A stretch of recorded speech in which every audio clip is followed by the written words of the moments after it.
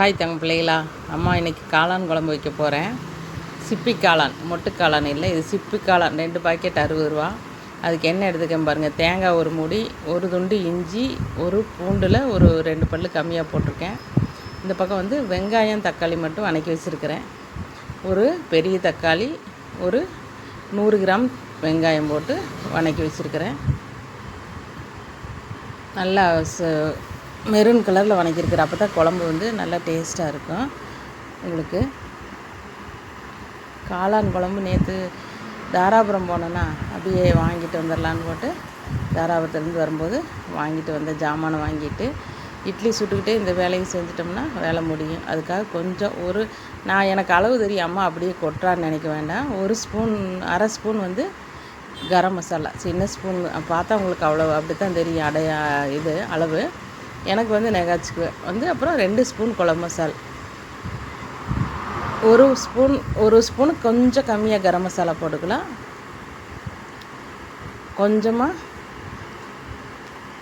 குழம்பு மசாலா தூள் ஒரு அரை ஸ்பூன் போட்டுக்கலாம்.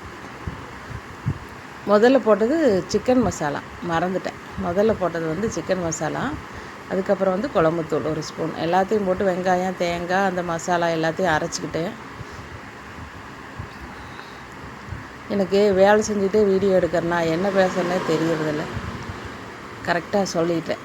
எண்ணெய் ஊற்றியாச்சு. அதே வெங்காயம் வணக்கின சட்டியிலே ஊற்றிருக்கிறேன். வெங்காயமெல்லாம் 1-2 அதிலே இருக்குது, ஒன்றும் பிரச்சனை இல்லை. கடுகு போட்டு கருவேப்பிலை போட்டாச்சு.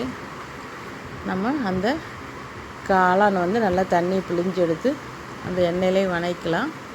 வணக்கி எடுத்துகிட்டு இது வந்து சிம்பிளாக 10 நிமிஷத்தில் வச்சிடலாம். இந்த குழம்பெல்லாம் ரெடி பண்ணி வச்சிட்டோம்னா 10 நிமிஷத்தில் வச்சிடலாம். உங்களுக்கு காளான் வந்து நல்லா அந்த எண்ணெயில் லைட்டாக அப்படியே நல்லா வணக்கிறோம், இல்லைன்னா பச்சை வாடை அடிக்கும்.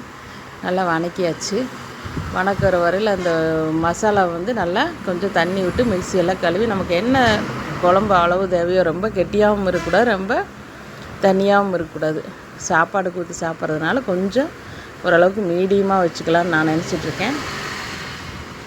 காளான் வழங்குறப்போ உப்பு போட்டுக்கலாம். அப்போ தான் காளானில் வந்து உப்பு பிடிக்கும். குழம்புக்கு தேவையான அளவு உப்பு போட வேண்டாம். கொஞ்சம் மஞ்சத்தூள் போட்டுக்கலாம். நான் எல்லாமே பாக்கெட்டாக தான் இப்போ வச்சுருக்கிறது. அப்பப்போ எடுத்து டக்குன்னு ஓடுறதுனால பாட்டில் திறக்கிறதுக்கு கூட நேரம் ஆகும்னு நான் நினச்சிட்டு வேலை செய்கிறேன். அம்மா என்னடா பூராமே பாக்கெட்டாகவே வச்சு வேலை செய்கிறாங்க அப்படின்னு நினச்சிட்டு இருக்காதிங்க. நான் அப்படியே முன்னாடியே டப்பாவில் வரிசையாக வச்சுருப்பேன். டக்குன்னு எடுத்து போட்டுக்கிறது. என்ன பண்ணுறது, கிராமத்துத்தனமாகவே இன்னும் இருக்கிறோம். அப்படியே அந்த அரைச்ச மசாலாவை வந்து நம்ம அந்த காளானில் போட்டுக்கிட்டேன். நமக்கு என்ன திக்னஸ் வேணுமோ குழம்பு அந்த அளவுக்கு தண்ணி ஊற்றி, உப்பு பத்தலைன்னா பார்த்துக்கிட்டு நம்ம கொஞ்சம் காளான் வதங்கிறதுக்கு மட்டும்தானே உப்பு போட்டிருக்கோம். மறுபடியும் அந்த மிக்ஸி ஜாரெல்லாம் கழுவி கொஞ்சம் தண்ணி ஊற்றிக்கலாம். நான் போட்டது அந்த மசாலா என்னன்னு சொல்லிடுறேன். தேங்காய் வெங்காயம் இஞ்சி பூண்டு போட்டதுக்கப்புறம் ஒரு அரை spoon garam masala, 2 spoon chicken masala, சின்ன ஸ்பூன் தான், 1 ஸ்பூன் குழம்பு மசாலா தூட்டு போட்டிருக்கேன். நான் மறுபடியும் உங்களுக்கு குழப்ப தயாரில்லை. குழம்பு கொஞ்சம் நேரம் கொதிக்கட்டும். நல்லா கொதிச்சிருச்சு, காளானும் வெந்துருச்சு. நம்ம இனி கொத்தமல்லி தழை இல்லாத காரணத்தினால் போடவில்லை. கடைக்கு போய் தான் வாங்கிட்டு வரணும்.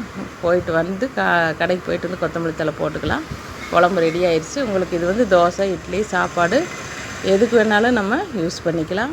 அம்மாவோட வீடியோ பிடிச்சிருந்தா லைக் பண்ணுங்கள். பாய்.